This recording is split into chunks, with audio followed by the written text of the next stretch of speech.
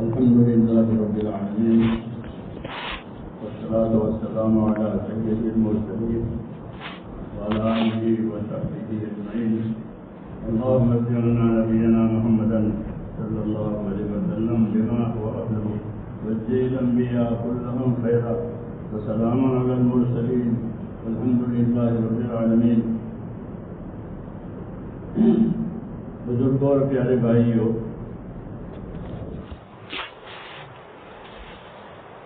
دین کی دعوت کا یہ کام اور محنت کا جو یہ کام ہے، یہ دراصل اپنی زندگی کی ذمہ داریوں کو سمجھنے کے لیے کہ میں مسلمان ہوں، میرا دین ہے، اس حیثیت سے میری زندگی کی کیا ذمہ داریاں ہیں. یہ صرف نقل و حرکت نہیں ہے. نقل و حرکت تو یکسوئی پیدا کرنے کے لیے اگر اپنے بال بچوں میں کاروبار میں رہے گا تو اس کو یکسوئی نہیں ہوگی. اس لیے نقل و حرکت ایک طرح کی سنت ہے. نقل و حرکت تو یکسوئی پیدا کرنے کے لیے ہے، اس لیے کہ 12 مہینے آدمی سے یکسوئی ہوگی، نقل و حرکت ہو بھی نہیں سکتی کہ 12 مہینے پھرے. تو ہر چیز کی ایک وجہ ہوتی ہے. نقل و حرکت یہ تو اپنے اندر یکسوئی پیدا کرنے کے لیے. دوسرا کام کے لحاظ سے اپنے ذہن کو جانے بنانا ہے کہ یہ کام سب کا ہے اور سب کو اس طرف آنا ہے، سب کو لانا ہے. کسی علاقے کا کام نہیں ہے، کسی قوم کا کام نہیں ہے، کسی قبیلے کا کام نہیں ہے، بلکہ یہ کام پوری امت کا ہے اور پوری امت میں اس کو ہونا ہے. اور اس کام کی غرض یہ ہے کہ امت کی صلاحیتیں جو ہیں وہ اس کام پر لگے. اگر ان کی صلاحیتیں اس کام پر نہیں لگے گی تو دوسری جگہ لگے گی، کہیں نہ کہیں تو لگے. کہ امت کی صلاحیتیں جو ہیں وہ دین پر لگے، اور صلاحیتوں کے لگنے کی وجہ سے ان کی زندگی میں فرق آئے. کہ جس کی زندگی میں فرق آئے گا اس سے اللہ کام لیں گے. یہ فرماتے ہیں کہ جس کی زندگی میں تبدیلی آئے گی، فرق آئے گا، کہ اللہ اس سے کام لیں گے. اس لیے اس کام کے ذریعے سے اپنی زندگیوں میں تبدیلی لانی ہے. کیا تبدیلی لانی ہے؟ کہ ایک تو اپنے اندر آخرت کی فکر بڑھانی ہے. ہمارے اندر اپنے آخرت کے بارے میں فکر پیدا ہو جائے، کیونکہ اللہ نے اس کی دعوت دی ہے. وَلْتَنْظُرْ نَفْسٌ مَا قَدَّمَتْ لِغَدٍ. ہر آدمی سوچا کرے کہ آنے والی کل کے لیے اس نے کیا تیاری کی ہے، کہ اس کے اوپر ایک کل آئے گی، اور وہ ایسی کل ہوگی کہ پھر اس کل کے بعد کل نہیں ہے. جیسے آج کے بعد تو کل ہے، وہ کل ایسی ہوگی کہ پھر کل نہیں ہوگی. وہ ایک ہی اکیلی کل ہے. اور وہ کل انفرادی اعتبار سے آدمی کی موت اور اجتماعی اعتبار سے قیامت کا دن. موت کے بعد سے اس کے لیے کوئی کل نہیں ہے، ختم ہو گئی. وہ قیامت آ گئی تو پھر پورے عالم کے لیے کل نہیں ہے، وہ ختم ہو گئی. اور یہ کل ہے. اس لیے ایک تو اس کام کی وجہ سے اپنے اندر اپنے آخرت کی فکر پیدا ہو جائے کہ مجھ کو اپنی آخرت بنانی ہے، کیونکہ اللہ نے آخرت بنانے کی دعوت دی ہے. وَابْتَغِ فِيمَا آتَاكَ اللَّهُ الدَّارَ الْآخِرَةَ. کہ تجھ کو اللہ نے جو دیا ہے اس سے اپنی آخرت بنا لے. دنیا کو آخرت بنانے کے لیے بنایا ہے. اگر دنیا سے آخرت نہیں بنائے گا تو دھوکہ کھائے گا، دھوکہ میں رہ جائے گا. سمجھے گا کہ میرے پاس بہت کچھ ہے اور کچھ نہیں ہے. حدیثوں میں ہے کہ الاکثرون مملون هم الذين اقلون يوم القيامة. کہ جو بہت والے ہیں نا وہ قیامت سے بہت کم والے ہوں گے. بہت والے جو کروڑ پتی ہے، جو لکھ پتی ہے. الاکثرون هم الاقلون يوم القيامة. جو بہت والے ہیں وہ بہت کم والے ہوں گے. کسی کو دھوکہ کیسے کہ تمہارا بہت کچھ ہے اور کچھ تو دھوکہ ہو گیا. اس لیے میرے دوستوں اپنے آپ کو اس دھوکے سے بچانا ہے اور اپنی دنیا سے آخرت بنانا ہے. یہ اللہ کی دعوت ہے کہ اپنی دنیا سے آخرت بناؤ. جی آخرت بنانے کا اور کوئی طریقہ نہیں ہے اور کوئی وقت بھی نہیں ہے. یہی وقت ہے کہ اپنی دنیا سے آخرت بناؤ اور اپنی دنیا سے آخرت بنانے کے لیے اللہ تعالیٰ نے دین دیا کہ اپنی دنیا سے آخرت بناؤ. اس طریقے سے کہ اپنے آپ کو دیندار بنا دو. اپنے آپ کو دیندار بنا دو. دیندار بنانے کا مطلب یہ ہے کہ ایمان ایسا ہو جائے کہ تو آدمی کو اللہ سے ڈرا دے. وہ اپنے ایمان کے روشنی میں اللہ سے ڈرے. اور اللہ سے ڈرنے کا مطلب یہ ہے کہ اللہ کے اطاعت کرے, اللہ کے حکم کی تابع داری کرے, نبی صلی اللہ علیہ وسلم کی سنتوں پر عمل کرے.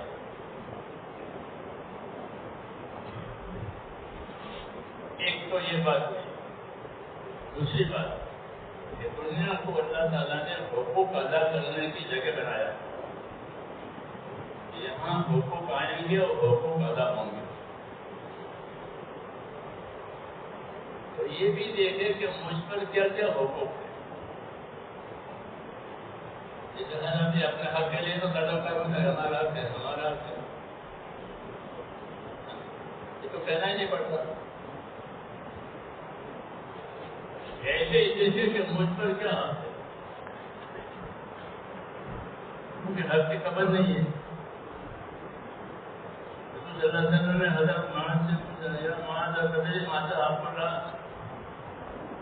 کہ معاذ آپ کو معلوم ہے اللہ کا کیا حق ہے؟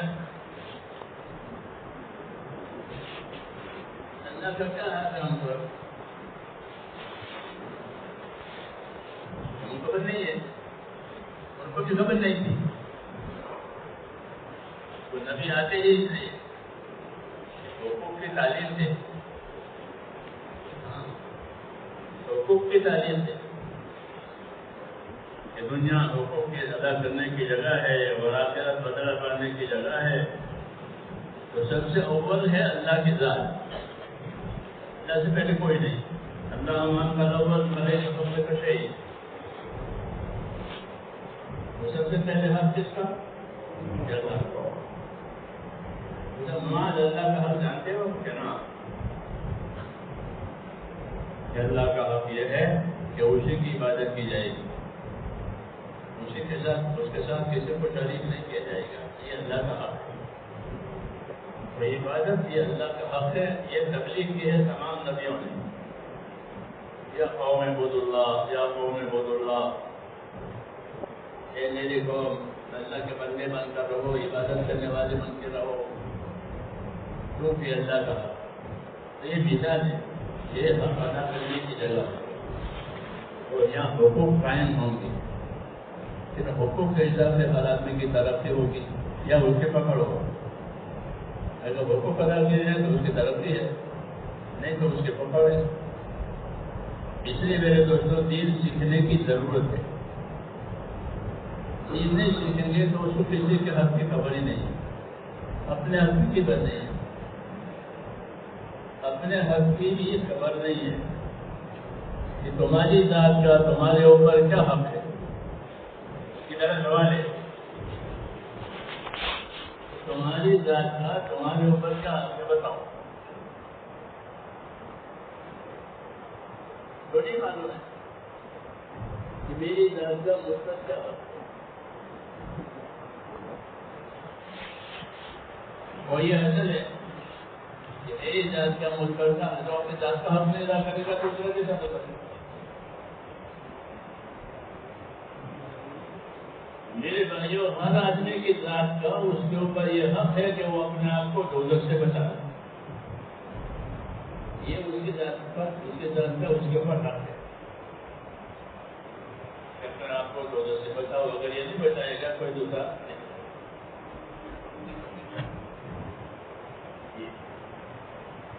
ارشاد کا مجھ پر یہ حق ہے کہ میں اپنے آپ کو لوگوں کو بتاؤں یا الذین آمنوا قوا انفسکم واہلیکم نارا، ایمان والو اپنے آپ کو اور اہل بیت کو لوگوں سے بتاؤ. یہ مثال ہے، یہ حق ہے کہ اپنے آپ کو لوگوں سے بتاؤ.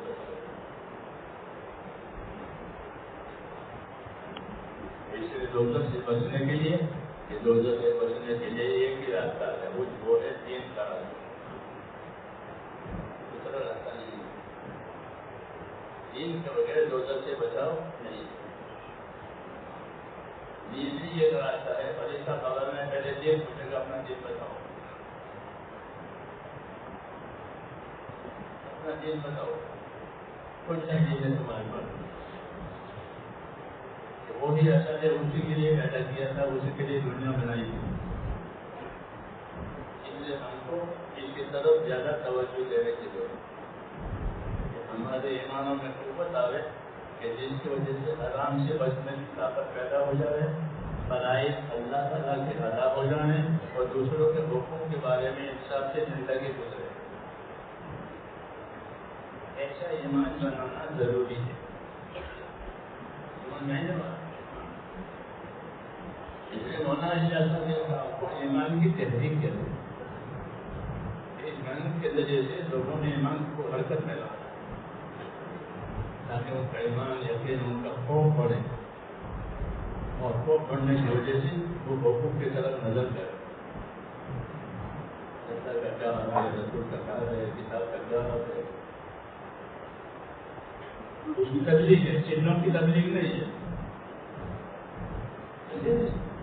چنوں کی تبلیغ نہیں ہے. میرے لوگوں نے کہا میرا استعمال لگ رہا ہے، یہ تعارف صحیح نہیں ہے. یہ تعارف صحیح نہیں ہے. کوئی تاجر کہتا ہے میرا دکان میں لگ کرتا ہے، کوئی مزدور کہتا ہے میرا مزدوری کا وقت کرتا ہے.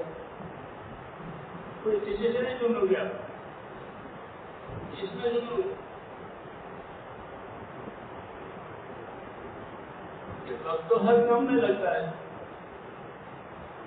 کون سے کام ایسے جس میں وقت لگتا ہے؟ پہلے میں زمانہ لایا تھا، ہم لوگ پڑھتے تھے. ہر کام میں زمانہ اور وقت پایا جاتا ہے.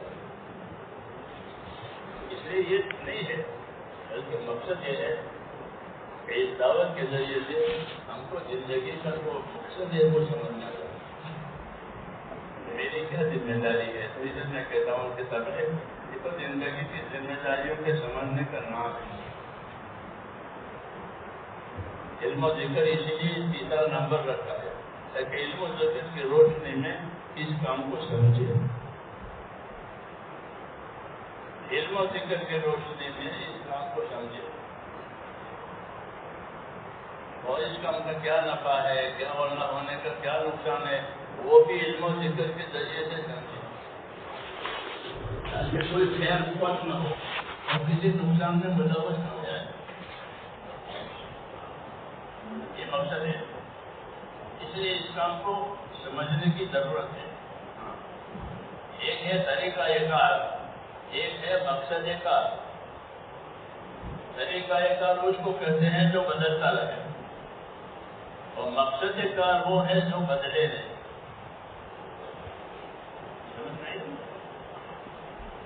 کھیتی کرنے کے طریقے بدل رہے ہیں. پہلے لوگ جانوروں سے کھیتی کرتے تھے اور اب مشینوں سے کرتے ہیں. اگر کرتے ہیں کھیتی، کیا کرتے ہیں؟ کھیتی کرتے ہیں. جانوروں سے کرتے تھے، مشینوں سے کرتے تھے. طریقہ کار بدل گیا ہے.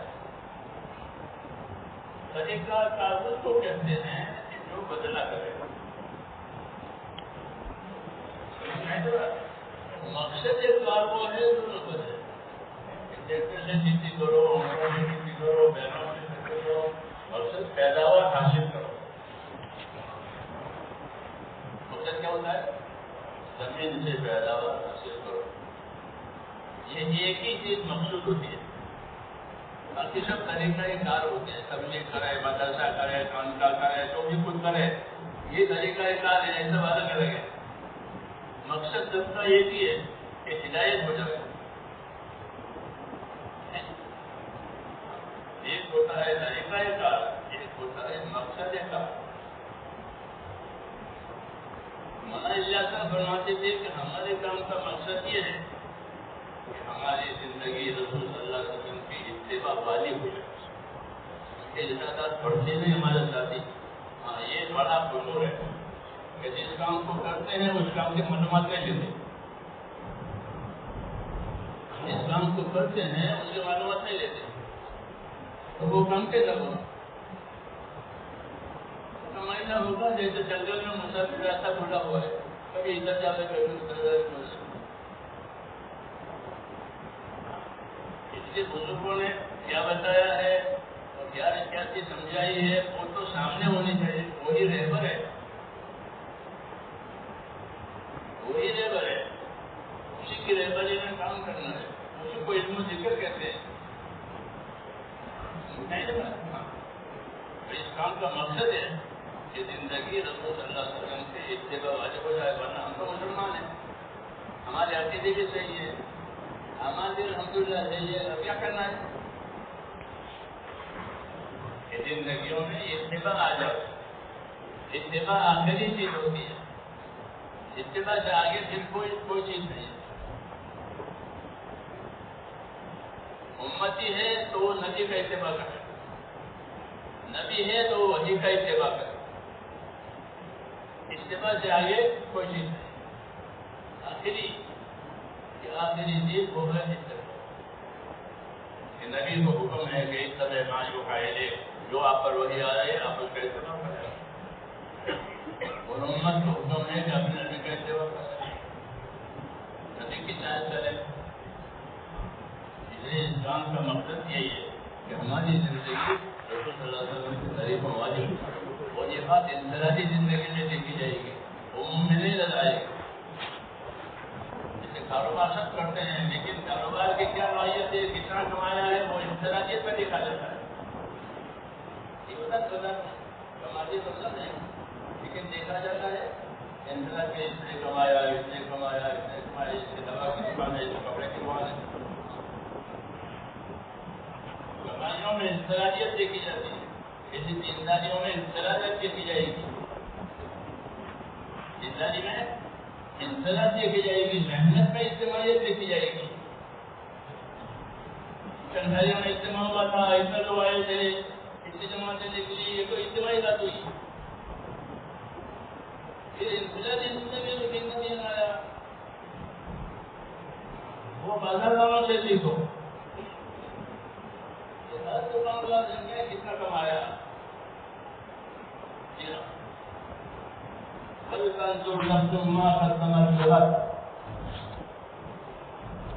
ہر آدمی سوچا کرے تو اس نے آخرت کے لیے کیا کیا ہے. ترقی کے لیے انفرادیت دیکھی جائے گی, نصرت کے لیے اجتماعیت دیکھی جائے گی. ترقی کے لیے انفرادیت دکھائے گی کہ اس نے ترقی, یہ ابو بکر ہے, یہ عمر ہے, یہ عثمان ہے, ایک ایک ہے.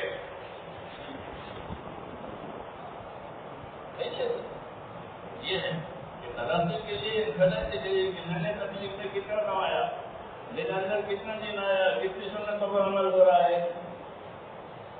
یہ انفرادی طور پر دیکھا جائے گا, محنت اجتماعی طور پر کی جائے گی. اس سے ہوتی صحیح بات, اپنے آپ کو بھول کے نہیں کرنا ہے. ہم تو ہیں, یہ کافی نہیں ہے. یہ کافی نہیں ہے کہ ہم ہیں اور کام ہو رہا ہے, ہم ہیں اور کام ہو رہا ہے. بلکہ یہ دیکھے ہر آدمی کی زندگی وہ کہے اس لیے میرے بھائیوں اسی سے ہوگی کام کے ساتھ حضرات نے اپنے کو دیکھے کہ میری زندگی میں کتنی زندگی آئی, کتنی سنتوں کی پابندی ہوئی, کتنی قربانی میں نے دی ہے. سمجھ نہیں نا, یہ انفرادی چیز ہے.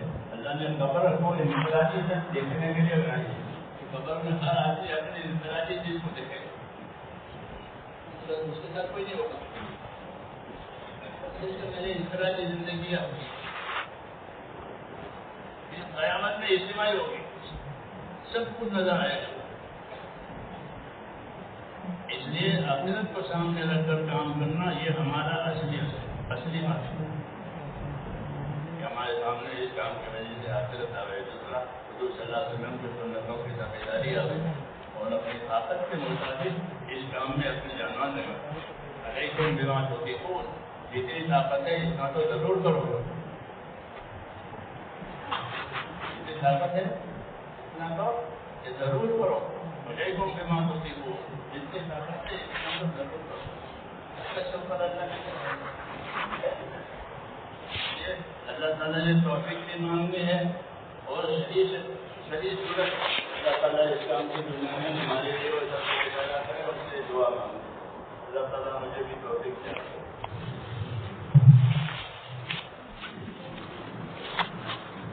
اور دعاؤں کا اور استغفار کا بھی اہتمام کرنا ہے۔ حالات ہیں اس کا یہی علاج کہ اللہ سے دعائیں مانگی جائے، دعاؤں سے بلائیں دور ہوتی ہے، اللہ کا غضب بھی ٹھنڈا ہوتا ہے۔ جی ہاں، بلائیں دور ہوتی ہے دعا سے، استغفار سے۔ جو حالات ہے وہ تو سب جانتے ہیں، اس لیے اللہ کی طرف توجہ کرنا استغفار ہے اور اپنی ذمہ داریوں کو پورا کر کے اللہ سے مانگا جاتا ہے۔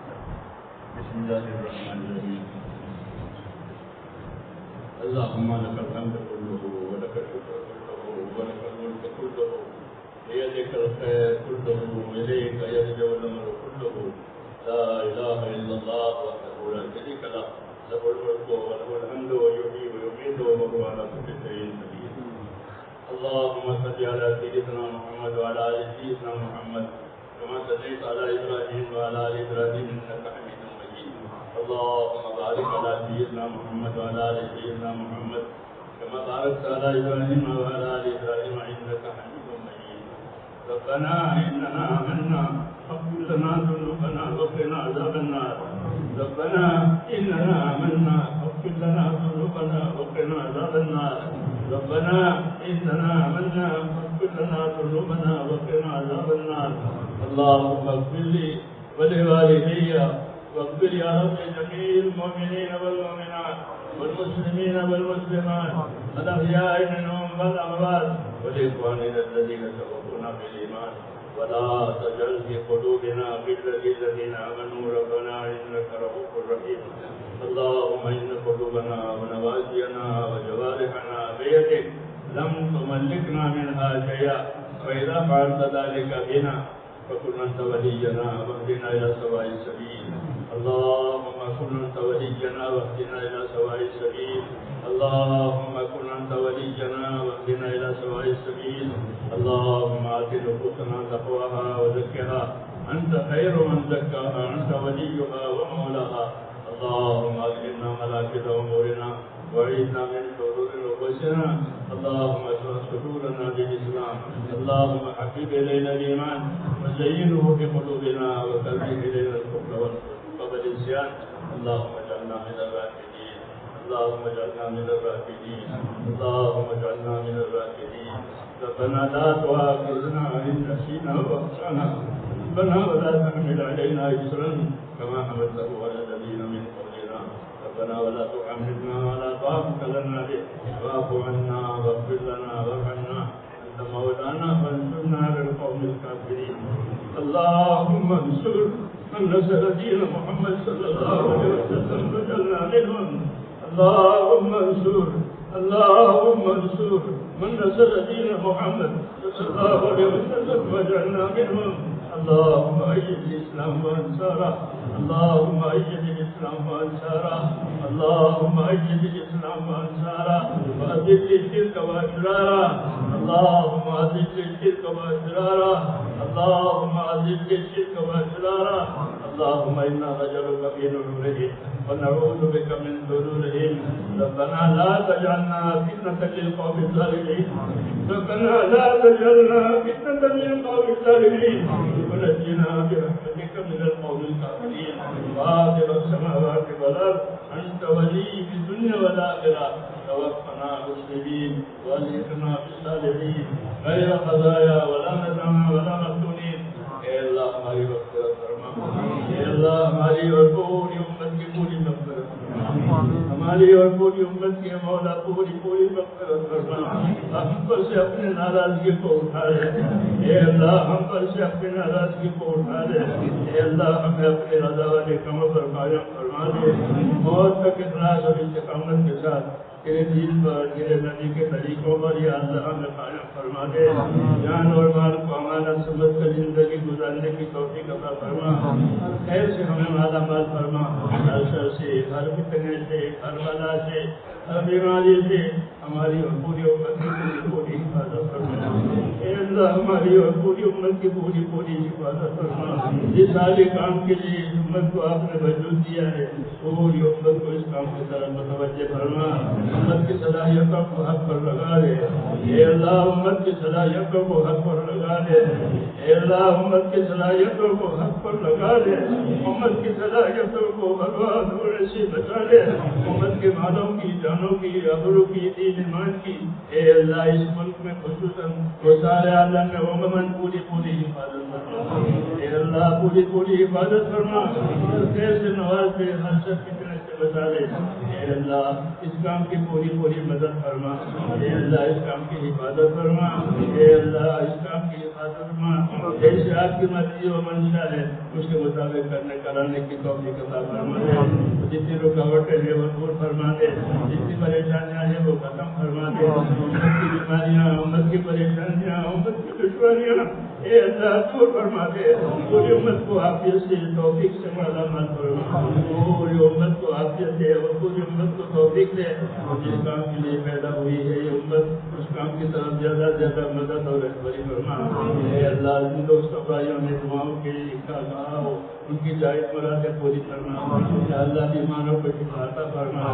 پریشان حالوں کی پریشانیاں دور فرما. جتنی جائز ضرورتیں تیرے بندوں کی اٹکی ہوئی ہے ان تمام جائز ضرورتوں کو پورا فرما. اللہ کو قرضوں میں سے نجات دے. اللہ پاک روزیوں کے دروازے امت پر کھول دے. حرام کے رزق سے امت کی حفاظت فرما. اے اللہ جب تک زندہ رکھے تیرے دین پر قائم فرما. نبی کی سنتوں پر قائم فرما. نے قبر صاحب ہے تو ہم میں سے ایک کو کمال ایمان پر خاتمہ عطا فرما. اے اللہ کمال ایمان پر خاتمہ عطا فرما.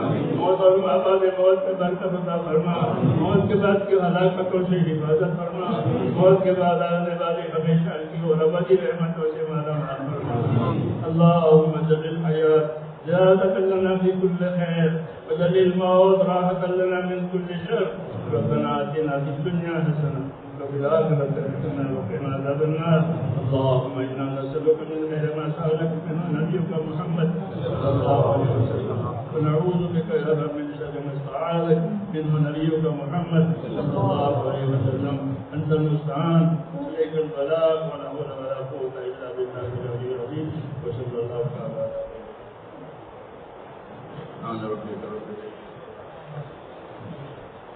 السلام علیکم ورحمۃ اللہ وبرکاتہ.